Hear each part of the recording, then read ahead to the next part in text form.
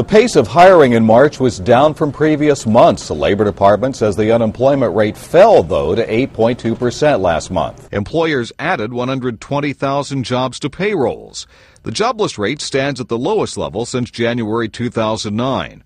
But the story is also mixed there because fewer people were looking for work.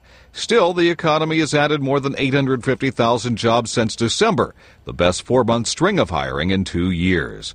While acknowledging the report is weaker than the past several months, Labor Secretary HILDA SOLIS still sees strength in the numbers. But I still see trends like healthcare that continue to grow. It's steady. Also in manufacturing, we see people purchasing automobiles, so there's a demand for parts and for manufacturing, and also in leisure and hospitality.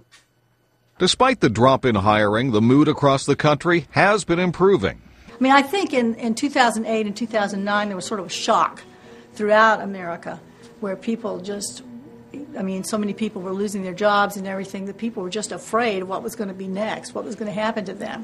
The hole left in the labor force is deep, and climbing out of it has been a difficult road to travel, especially for JAIME DUGUAY, who spent a year without work. It got pretty discouraging, but I knew if I had patience, I was in a very particular field, so I was being picky, but I knew if I had patience, hopefully something would come along. The state of the job market is prime fodder for debate during this election season, coming out of the Great Recession. Signs of improvement would tend to help President Barack Obama's re-election chances. Our economy has now created more than 4 million private sector jobs over the past 2 years, and more than 600,000 in the past 3 months alone. But it's clear to every American that there will still be ups and downs along the way, and that we've got a lot more work to do.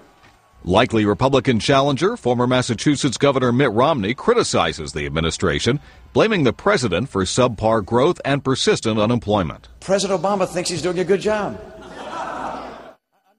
Among the biggest risks to the economy right now are spillover from Europe's debt crisis and high gasoline prices, which are quickly approaching $4 a gallon for regular unleaded.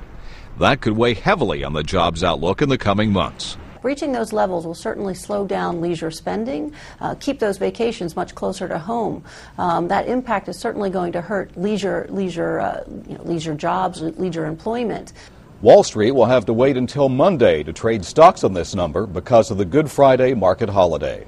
Mark HAMRICK, The Associated Press, Washington.